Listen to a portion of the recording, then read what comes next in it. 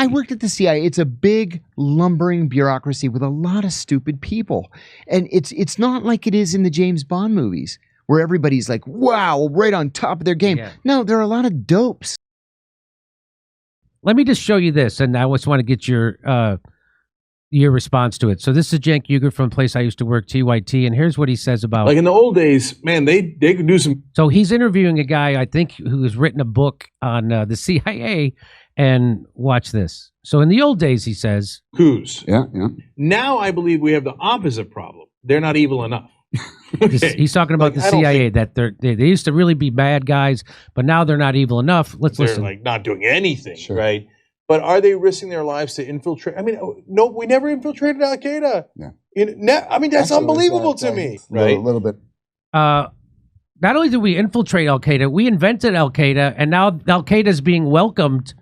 They did our dirty work in Syria. We paid them, and now they're welcomed by the Secretary of State and the former head of the CIA in the United States in front of roomfuls of dignitaries. So what? Well, I'll play a little bit more, then I'll get your response. We never even infiltrated al-Qaeda. We invented them. Anyway, why would we have to do that? Why would we have to infiltrate? China invading Taiwan? Yeah, embarrassing for our intelligence community. No, they don't want to. So this, whoever this genius is, says it's embarrassing for our intelligence community that they didn't infiltrate al-Qaeda. It's a real interview. This really happened. Want to go through that risk? That's my assessment. They're willing to take some risk, but not risk their lives. But that's the CIA. You're supposed to do that. And hopefully in the service of U.S. citizens. In fact, a lot of people you'd meet there. Oh, my God, that's Barry Eisler. Is that who that is? Who's that? Tell me who that is. Barry Eisler is a former CIA officer. I interviewed Barry this morning. Barry's a former CIA officer who went on to be a prolific and very successful author of espionage fiction. Well, that sounds like fiction, what he's saying right there to Cenk Uygur, that it was embarrassing that this intelligence community did not infiltrate al-Qaeda. So you obviously don't agree with that assessment, right? No, yeah, I disagree with you slightly, and I'll explain why.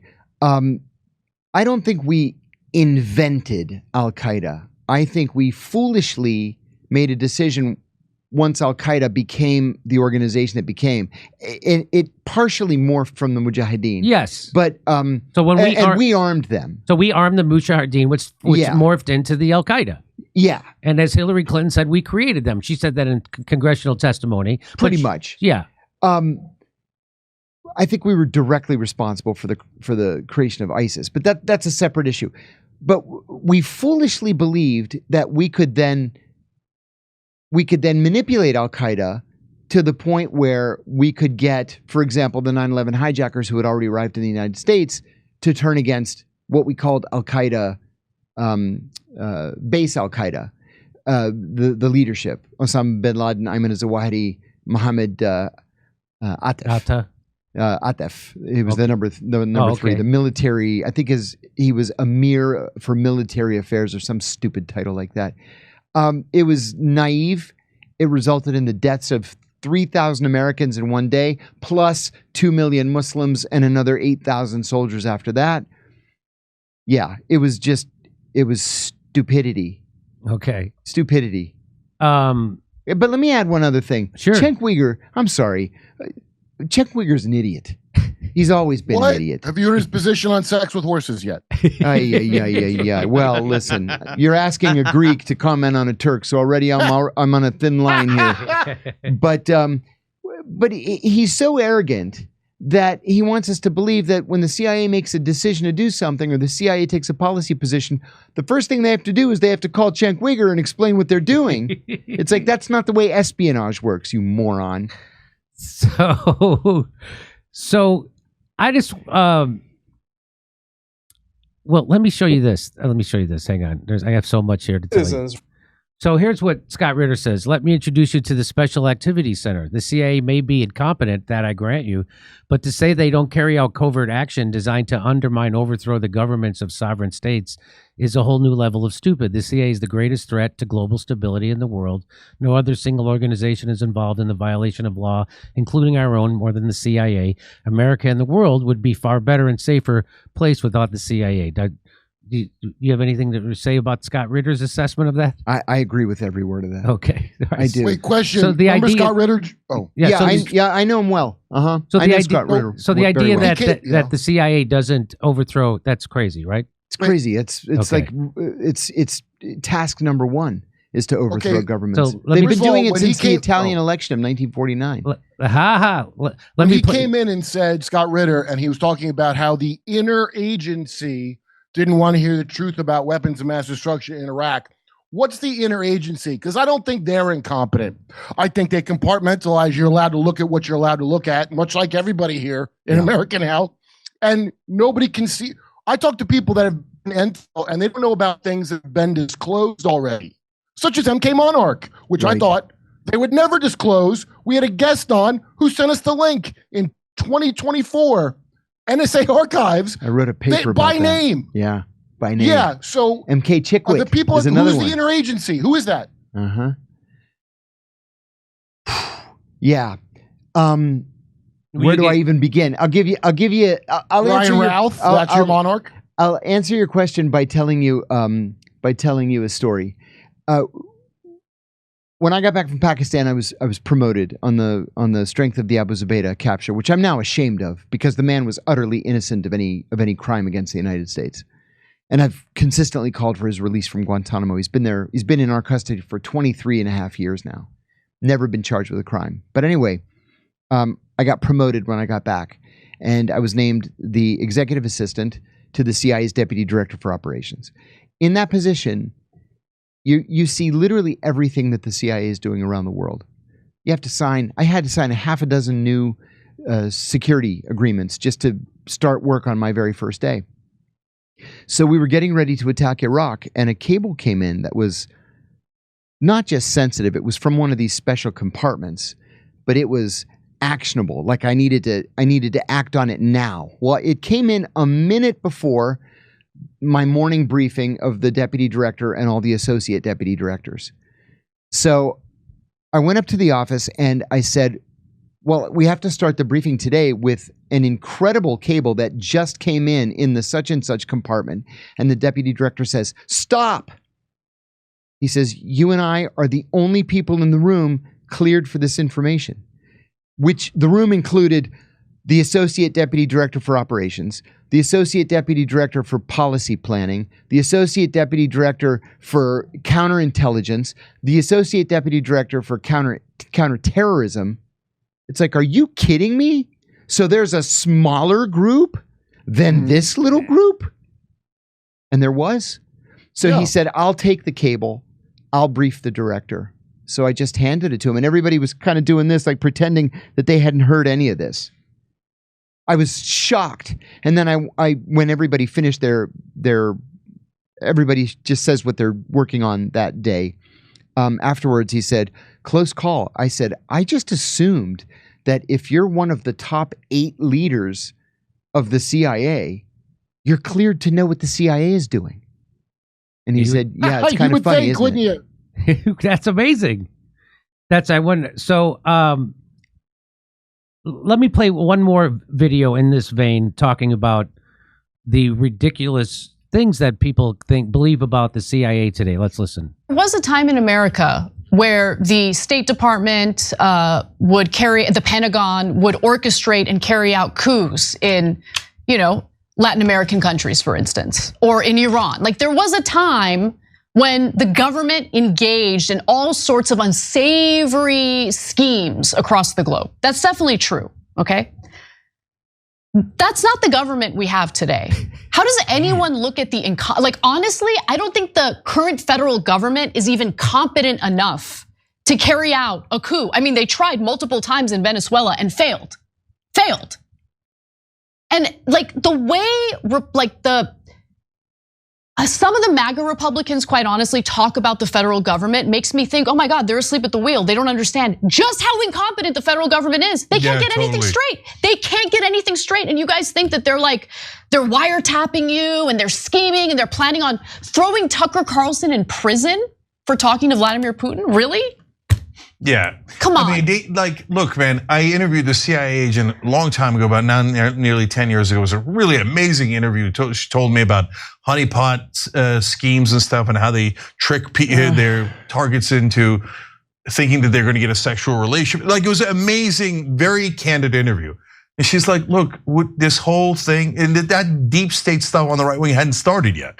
She's like, the number one problem with the CIA is they've become bureaucrats. And so I just would like to get a CIA officer's response to that kind of ridiculousness. It hurts my brain. It really does. I mean, listen, you can even go on Wikipedia and they'll give you a laundry list of all the regime change operations that the CIA is known to have been involved in.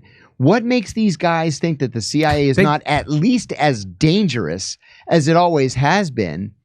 It's a mystery to me. Edward Snowden revealed that there's exactly that they're tapping everyone's and Joshua Schulte. They didn't give Joshua Schulte 40 years for nothing because he talked about nothing.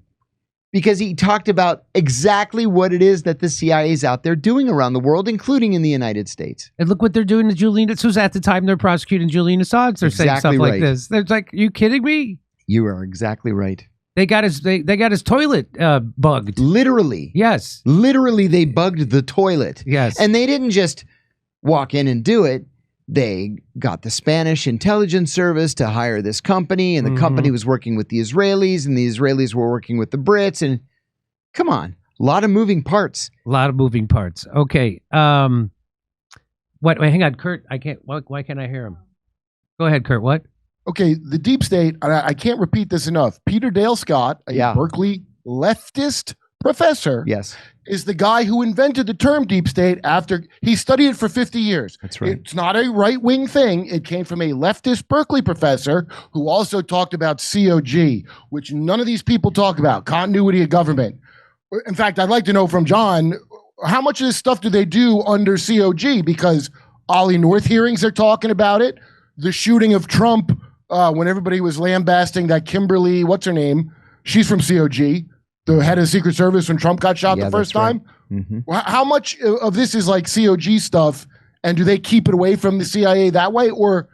Yeah, that's a great question. Yeah. Oddly enough, the CIA has nothing to do with COG. They keep the CIA out, which is smart because you don't want the CIA to be leading the country in the event of a disaster, especially when you're going to have to question whether the CIA had something to do with the disaster, right?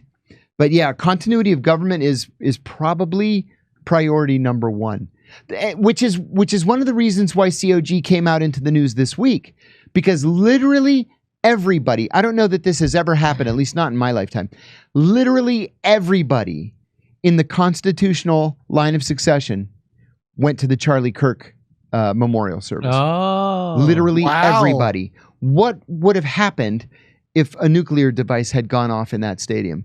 Literally the entire government would have been wiped out. So we would have been ruled by what? A military junta?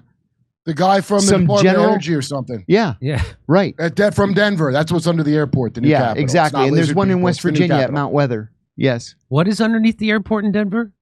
The new capital for COG in case of a nuclear war. The Dr. Strangelove underground thing where they all sit around. That's what's in Denver. That's why there's one in Denver and there's one on the Virginia-West Virginia border called Mount Weather. It's a hollowed out mountain, and that's where the designated few are supposed to be taken in the event of a nuclear conflict. No kidding.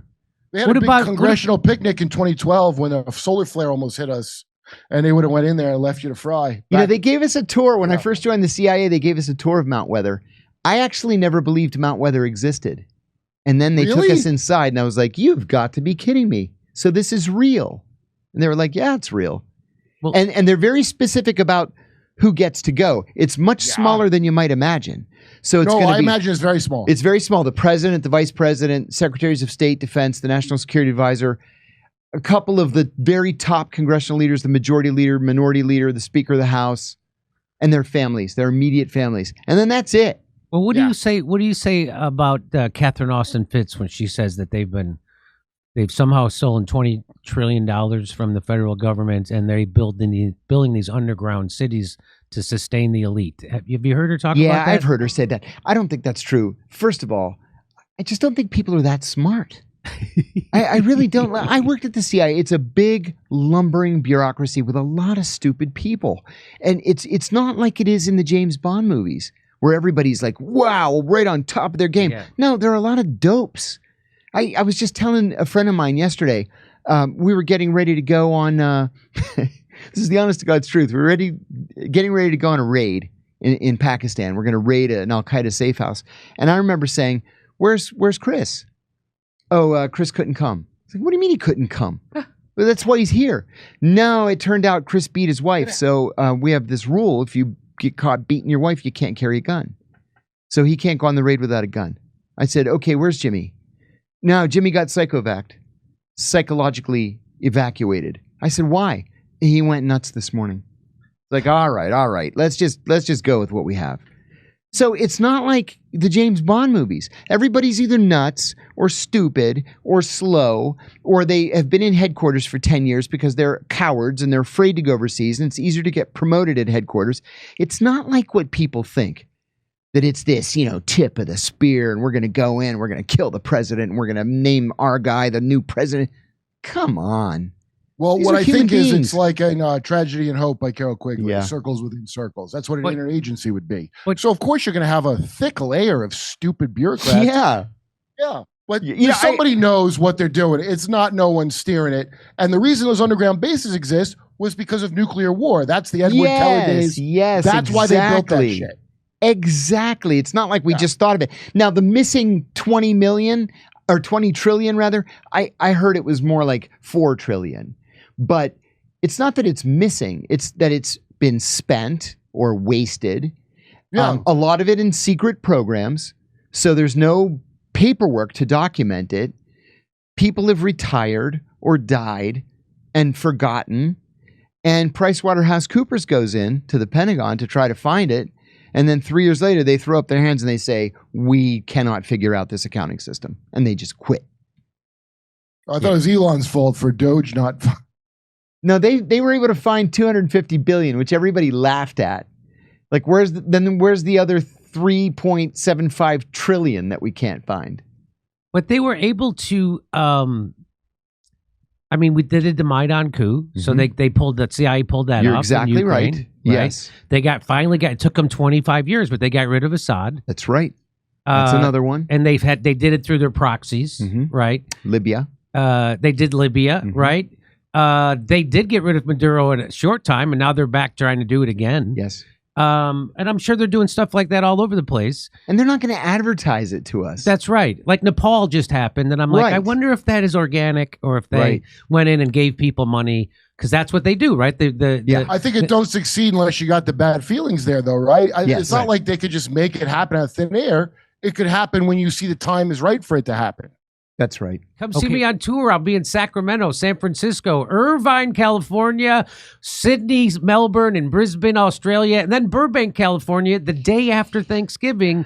Go to jimmydore.com for a link for tickets.